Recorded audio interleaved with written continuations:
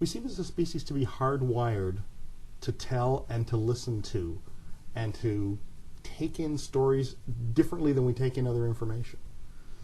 I think you're exactly right, and I think what I see, especially in a lot of business contexts, is people who are in love with conceptual language. You know, they want to talk about quality or innovation or shareholder value or all of these very abstract qualities. And within a firm, what you really need is a way to mobilize people behind a certain vision.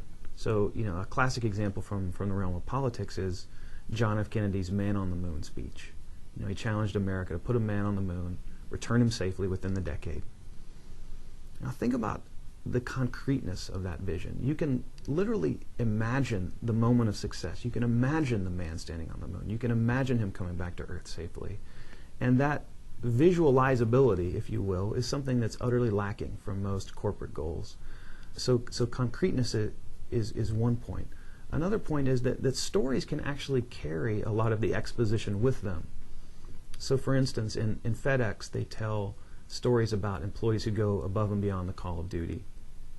There was one driver in Manhattan whose truck broke down in the middle of her route. And ordinarily she would place a call to a regional dispatch and they would send out repair people or send out another truck for her to finish on time. But on this particular day they were slammed. Couldn't help her. And so, you know, despairing of this situation, she started walking around on foot to deliver some of her packages, and did a couple that way, but figured out quickly that she wasn't going to deliver them all on time.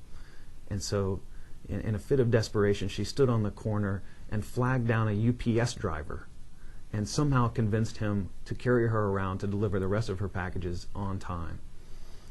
Now, notice how much weight that story carries with it. It's fun to tell, it's fun to listen to, but it also communicates the strategy of FedEx, which of course is to be a supplier that you can depend on. And it carries messages to the employees. It carries messages about, this is the kind of behavior that we expect of you. We expect you to be fanatics about getting packages out on time. And it also carries a message that if you do something crazy, you won't be punished for it. In fact, you'll be rewarded for it. And so I think you're right that our tendency is to use 90% conceptual language. And I think what would be more effective is to use 90% stories with the knowledge that any rational, intelligent person is going to be able to get the moral or the concept from the story. If you think in terms of almost an allocation of your mental and communication resources, that maybe that first idea deserves 50% of your attention, and the second deserves 25%, and the third deserves 12.5%, and you know, don't even bother with the 14th idea. That's the way I think to think about the simplicity of an idea. You've got it all boiled down very cleverly, simplified to an anagram that didn't work, so you changed the letters around, which I thought was hilarious. And it still actually doesn't work until you have to add an extra S. That's just right. For the heck of it. We have an almost acronym. So we. But oddly enough, that's sticking in my head. It worked, didn't it? It did. Damn it.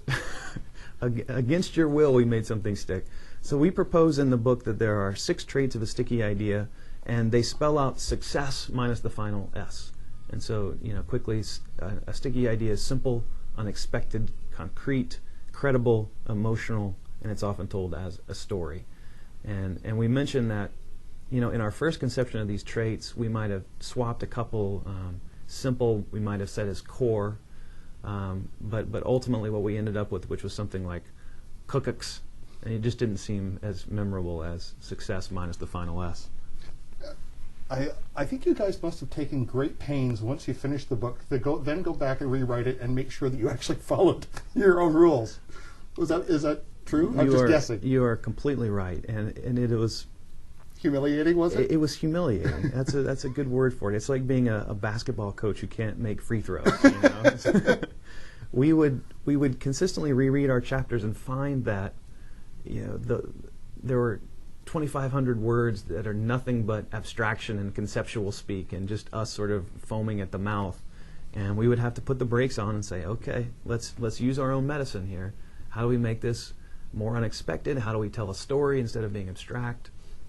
So yes, we are practitioners of this as well, often painfully so. It's a very sticky book. It's good. I was very excited when I finished reading it. It actually took me longer to read because I kept getting excited about ideas and putting it down and going, oh yeah. Well, that's music to my ears. So you have some dog-eared pages, I hope. I do indeed. I do.